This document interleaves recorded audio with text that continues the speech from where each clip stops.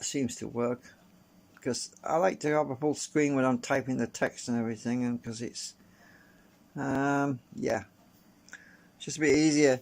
So alright, so bear in mind that this is a prototype of the new core arrangement, and I've got some nanocrystalline. Oh, focus, come on camera, focus. Oh, there we go. So I've got some nanocrystalline core material in there, in this one. And obviously there's only 2 layers in each side, so there's 2 wafers on one sheets on one side, 2 sheets on the other side.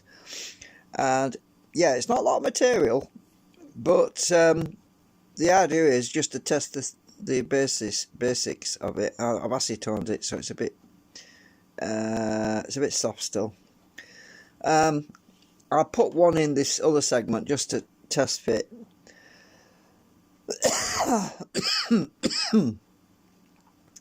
It just started a little bit on me. It looks better on this side. There's a slight bit of distortion in how it looked, but I was testing it with just putting the magnet on the back there, and it does appear to do what I want it to do. It's got very little drag, but what I am thinking about, you just pull obviously, but there's very little drag. As you can see, the magnet almost falls off. I mean, look, very little drag on there, which is great, which is what I want. I mean, you can see it's flopping about. It wants to stick more on the end than it does on the actual back there, obviously, because yeah. So if I can get this back on the front, on this side, the side where the rotor magnets are,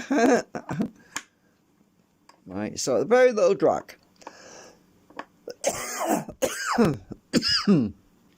So I can move it along easily.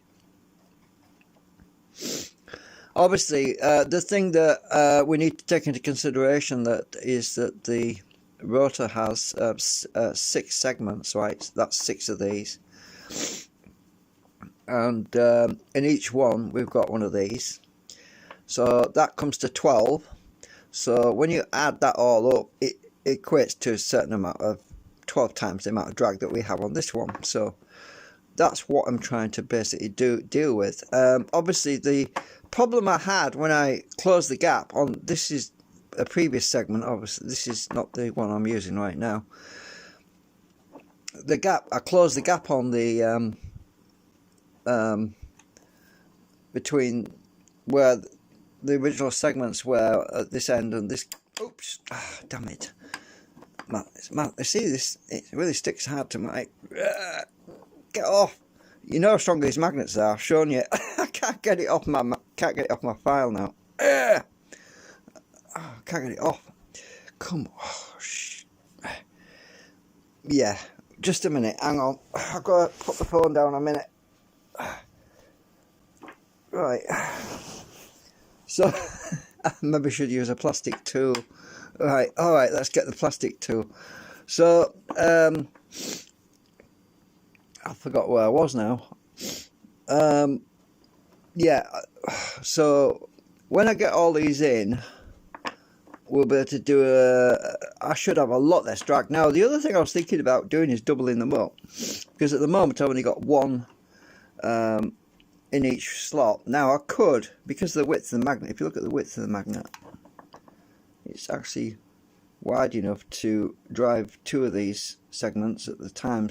So I would probably widen these holes, which would mean I'd need to print more segments, obviously, because at the moment I can use existing segments which I have in the rotor with these things, which is what I'm going to do initially.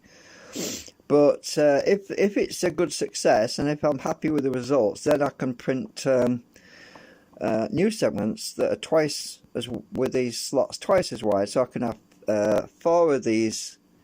Well, there's 2 in each side, so that's 4, but I could have 8 sheets of nanocrystalline material. I could probably get another extra one in each side actually, but they are starting to, I filed it a bit, so it's kind of fuzzed out on the ends. That's why it's a bit like that. It's because I'm filing it and it's fuzzed out.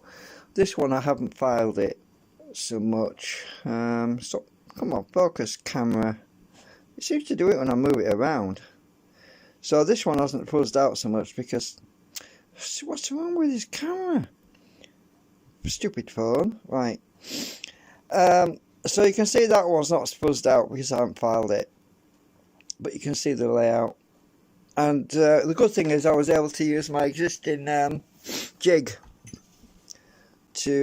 which I used previously for the shielding material, because it's the same width obviously for the segments as it was for the shielding. So I can use this jig to stick my nanocrystalline material in, and I've got my cut line, and I'll put my my square thing in, and I can get the right thickness. That is the thickness of the from this end to hang on, the thickness is from there to there, so I can get the same thickness without having to make another jig, which is a really good thing. The only thing I have to cut obviously is the width this way. I have to cut those manually, but it's not a big deal because I just use one as a pattern. I've got one up here, one of the segments which I'm using. I marked it with a bit of paint, nail varnish, so I can oh, this flipping camera focus. So I just use this as my pattern, so I just get the right thickness every time. I'm going to cut more out of this sheet. So yeah, I'm going to have a busy few days making a bunch of these things. And it just goes in here like this, like that. So I got two now.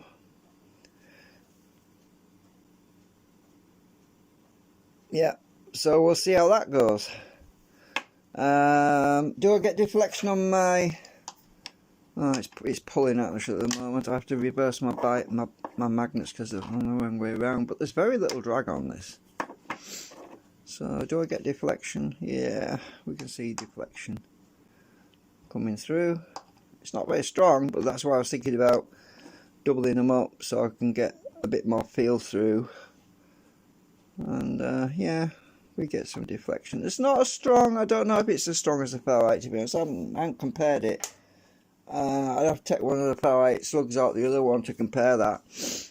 But it's definitely less coggy. A lot less coggy. So it still cogs a bit, yeah. Of course it will. It will. But it's not as bad. It's easy to move it. That's the thing. And don't forget the magnets aren't this close. They're actually in the rotor. So when the magnets, in the stator, sorry. So when the magnets are actually in the stator, they're even further away. So if I get this other stator and stick the magnet in like that, then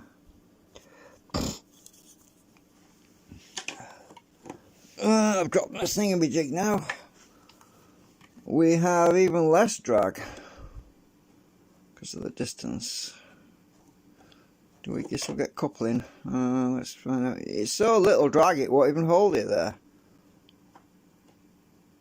Oh, I've actually put it in the inside. I want it on the outside.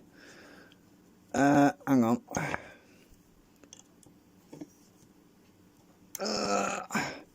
Don't want to break my magnets. I just want it to be closer to the outside than the inside, really. What can I use? It's going to grab my hook. Right. Alright. No, I can't get my hook out now. Alright, so we have enough to hold it there, but not a lot. There's not a lot of drag there. As you can see, I can lift this thing up. And yeah, not much drag at all. Do we have enough deflection? Oh, wrong way around. Don't know if I got the magnets the right way around now. No, it's pulling. I've got the magnets in backwards now. Hang on. I've got to put the phone down a minute. I've got to push the magnets out and push them back in again. I could put the phone in the stand, yeah, but by the time I finished fighting about with that, I would have finished, because it's only a quick video.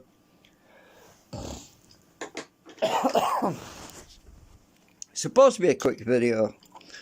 I've got deflection right, yeah. Right, let's put that there now. Do we have deflection over here? Yeah, we have it. It's not brilliant, but it's there. You see it moving the magnets. I want more than that though, so that's why I was thinking about doubling them up, because I can only get so many nanocrystalline in each one of these slots, you see. So having them spread a few more will have better coupling, and I mean it's really a lot better. There's a lot less cogging on there. Yeah, so yeah, just a quick sneak peek. Alright, bye for now.